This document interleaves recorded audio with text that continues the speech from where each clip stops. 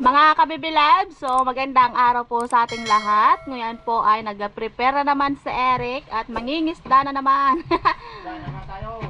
Walang ulam dahil malakas ang panahon kaya mangisda sila para meron pang stock. Amihan, malakas ang dagat. Tuloy pa rin. Ulam lang. Yes. Lambat naman eh. Hirap lang yun sa mga tuna. Maglalambat sila. Ayan. Tayo. Gala tayo ng box para hindi masirang ano. So, ang laman ng box ay yellow. Yes. Okay, so ay gamit baka magpaluko yung ang baka. So, abangan nyo na lang mamaya yung pag uwi ni Eric, baka maraming huli para makapagluto ulit tayo ng Ito pa pa eh. isda nila. Para may pang-ulam ulit kami. Dahil mga ilang days na, hindi na ulit kami nakatikim ng isda dahil sobrang lakas ng dagat. Dulot ng amihan. Grabe ang lakas dito sa amin mga kabibilars. Kaya, see you na lang mamaya. Ingat-ingat. Yan, ready na si Eric. Alis na. Bye-bye. Bye-bye. Ayan na mga kabibilab si Eric. Ang oras ay 1:00 na. So, gigising ko lang dahil inantok sa kakaedit. Kamusta? Pagkahina. Lakas. Lakas ang dagat. Ngayon nasira yung ating renable mo. Sobrang lakas ng ano to. Hangin. Pula. Grabe. Winay. Hinay, lakas. Tingnan May natin. pang-ihaw na dalawang na dyan. Wow. Dalawang tiagot. Okay na rin yan. Basta pang ulam kami ni Nana tayo tatlo. Ito lang. Yeah. Ang kanila ganito din. Puro pakol. Okay na rin. So, before tayo magluluto ng ating isda, so panoorin nyo muna mga kabibilabs yung paghuli nila Eric. Buhay na paghuli. Kasi malakas yung dagat kanina. Kaya, ayan. So, panoorin nyo muna mga kabibilabs. Ayan. So, samaral agad mga kabibilabs. Sana naman ay swertein sila. And then, assorted. Para naman ay may pang bawi sa gas. Bali, 3 pala sila. Si Aldo, si Eric, at si Kuya Ambet. Si Eric ang taga tanggal ng namang isda. Yan. So, panoorin nyo lang po sa Fishing Brothers yung full video, mga kabiblabs. So, yun po. At napanood nyo na. At ngayon po ay huhugasan muna natin ang isda, lilinisan. Pag after ay magluluto na tayo. So, bali itong piyagot kasi ang tawag dito sa amin, or pakol mga kabibilabs, ay literal na iihawin natin kasi ihaw lang naman talaga dyan ang pwede. Itong dalawa. So, kukuha lang ako dito ng uulamin namin ngayong gabi. Ito. Yan. Yan.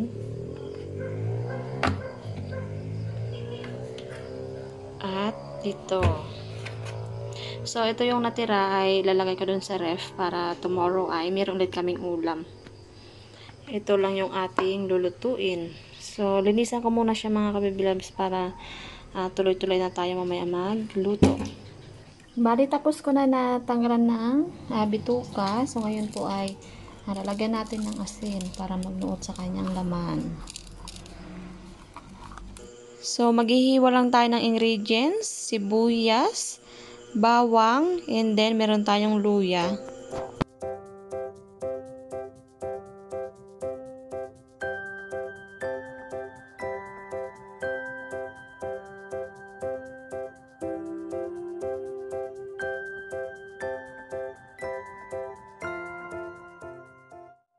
At meron tayong kamatis.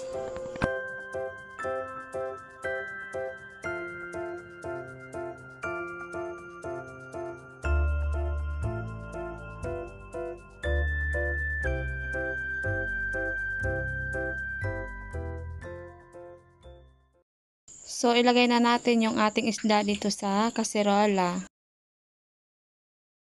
So, ang next ay yung ingredients. At meron tayong luya para tanggal lang sa sibuyas and then bawang. At maglalagay din po tayo ng kamatis, mga kabibilabs. So, ang gagawin pala natin dyan ay ginataang danggit. So, damihan natin ng kamatis para masarap. At lagay tayo ng suka and then paminta, mga kabibilabs. Bali, pakuluan lang natin ng kaunti at maya-maya ay ilalagay natin yung ating gata. Ayan, busy din si Eric. So, siya ang mag-iihaw ng pakul. Ako yung sa ginataang isda. Ginataang, ano nga yung isda na yan? Yung danggit at yung samaral. Ito, inihaw. Si Eric ang mag-iihaw. Ayan, inihaw. So, bali yung recipe pala ay napanood ko lang to sa YouTube. Try natin. Masarap. Masarap. Yes, masarap yun. Kaya, try natin. Ayan. So, kumukulo na siya mga kabebe loves. At lalagay na natin yung gata. So, yung ating gata ay kakang gata. Bali, takpan lang natin at pakuluin. So, yung ating gulay na ilalagay ay pechay. Nalagay mo na? Ginano ko pa yung apoy. Yun. Si Eric ang nagpadupong ng apoy. Bali, ginabi na tayo. Yan. Dahil kanina, pagdating nila Eric, at nagpahinga muna si Eric, and then ako ay merong ginawa, kaya napagabi na tayo ngayon. Pero okay lang. Yes. At maaga pa naman mga kabebe loves, panghapunan lang namin. Ayan o. Wala pa. Nilagay ko pa lang yung gata. Yan. Buti walang ano no, hangin. Pero kanina ay grabing hangin. Yan ang gawa ng yan. Pagpapon, hindi magakalma. Yan ang sinasabing amihan. Oo. Pag umaga hanggang patanghali, grabe yan. Ha? Pero pagpapon, marakol ba? Isa lang ang isda. Yan. Yung ating Pakul. isda, pakul. Ito mga pabritan mga iba. Inihaw na pakul. Yan. Sarap kasi ng atay niya. Yes, atay ang masarap dyan. Gusto ko yung atay niya. Sarap din ang laman niya. Oo. Makunat-kunat. Pero gusto ko yung atay. Yes. Hey. Akong tagabantay niya. Yes. Yun, kumukulo na yung ating ginataan. Yan o, danggit. So, tikman ko lang mga kabibilags kasi kanina ay meron ng asin. Kapag matabang, magdadagdag lang tayo.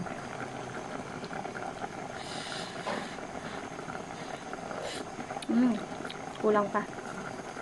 So, yung ilalagay natin ay patis. Lagay na rin natin ng siling haba. Ilagay na natin ang ating pichay. So, malinis naman yung aking kamay. Kaya kakamay na natin.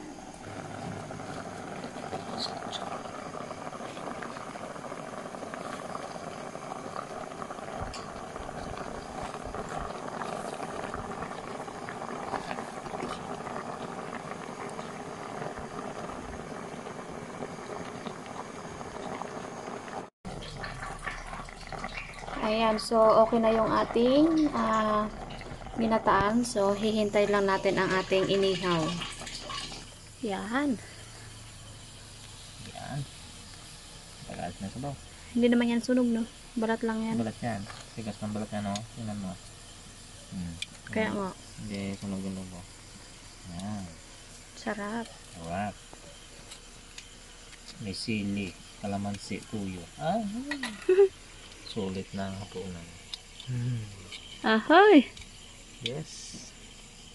Bawi pa rin. Kahit konti lang huli namin kanina, sobrang lakas. Bawi naman tayo sa kain. Yeah. Kumakain na kita mo yung asawa mo maganda. Sulit naman din. Ay, di wow. Ay, di wow. Siguro maganda dito pag may pag may Christmas, dito. Christmas light, yung galaw. Para maliwanag, yung di solar. Madilim kasi, oh. Order na. Wala pa tayong kwarta. Wala pa tayong pera. Ganda nga yun dyan. Kasi hanggang dito sa Yung sa mga plant, meron yun nakikita ko. yung kwan. Para mga jellyfish. May agdok bago may bawat plant. Medyo may price lang ngayon. Mahal lang. Ganda sana yun. Kali itong kalamansi o ganda yan. Ma-order tayo bukas, ang piraso lang.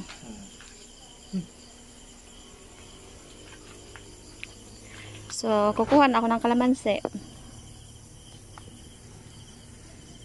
Yan, ito yung ating kukunin dahil malaki.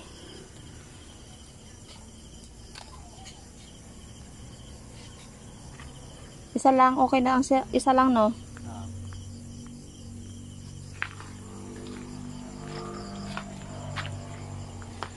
At yung sili, kawawang sili, uy, aroy.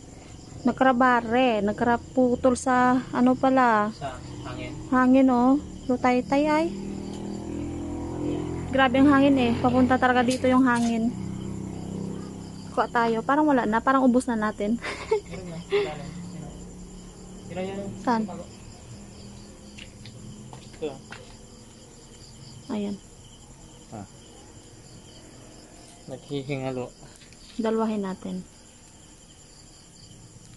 Para masarap. Lakas na hangin pa kaya. Oo. Ayan. Gawa tayo ng sausawan. Ayan. Luto na yung ating inihaw. Inihaw na pakul.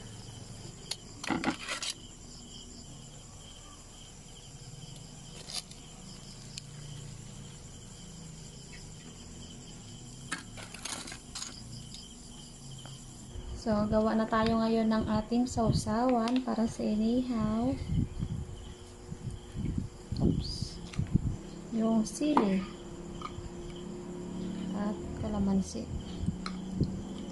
Ayan, kompleto na. So, ito na yung ating ginataan, mga kabibi loves.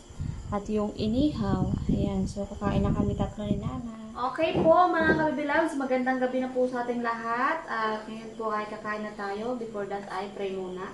Okay. Panginoon, at sa lahat, palingat, pagkain. Amen. Amen. So, kain na po tayo. Ayan, shout out dyan sa ating mga mahal na viewers. Kain po tayo lahat. Kain tayo ng mga isda. Dami ko, ulam. Daming ulam. Pero pag time na walang ulam. Baby. Sarap yan. Masarap yatan.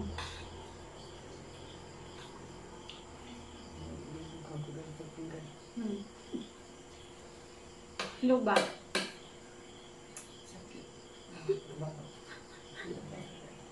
May naman. Sinog ba? Kulang suga. Isda, isang isda. Sige lang muna. Sinog ba tayo? Talaga. Bagong ano yun sa apoy eh. Bagong ano.